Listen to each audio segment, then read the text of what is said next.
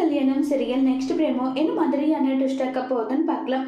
ஐஸ்வர்யா போயிட்டு சொல்லிக்கிட்டு இருக்காங்க பிரபா கிட்ட, இங்க பாரு அன்னமிகா வந்து உன்னை எப்படியாவது மட்டம் தட்டி பேசி உன்னையோ அதே மாதிரி விஜய் கிட்ட இருந்து பிரிக்கிறதுக்கான வழி என்னவோ அதை வந்து அவங்க பார்ப்பாங்க. ஆனா அந்த மாதிரி நீ இருக்கக்கூடாது. அவ என்ன பேசினாலும் அவளுக்கு பதில் அடி கொடுக்கணும். எங்களுக்கு பிரபா வந்து அரகண்டாவும் நியாயத்தை தட்டி கேட்கிற பிரபாவும் தான் பிடிக்கும். அந்த மாதிரி நீ மாறணும்னு சொல்லிட்டு எல்லாம் பேசுறாங்க.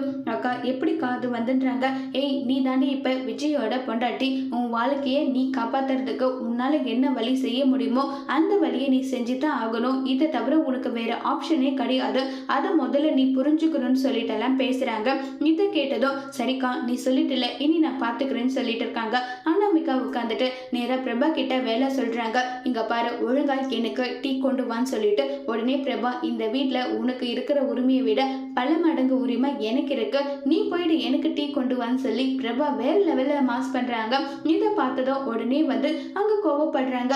காயத்ரி என்னடி என் மருமகளுக்கு நீ வேலை வைக்கிறேன்னு சொல்லிட்டு, இங்க பாருங்க உங்க மருமகனா இந்த பிரபா மட்டும்தான் இந்த ஜென்மத்துல, அதை முதல்ல நீங்க புரிஞ்சுக்கோங்கன்னு சொல்லிட்டு காயத்ரிக்கும் பல்பு கொடுக்குறாங்க. இதை பார்த்து ஐஸ்வர்யா ரொம்பவே சந்தோஷப்படுறாங்க. அதோட இந்த பிரபா முடிச்சிருக்காங்க.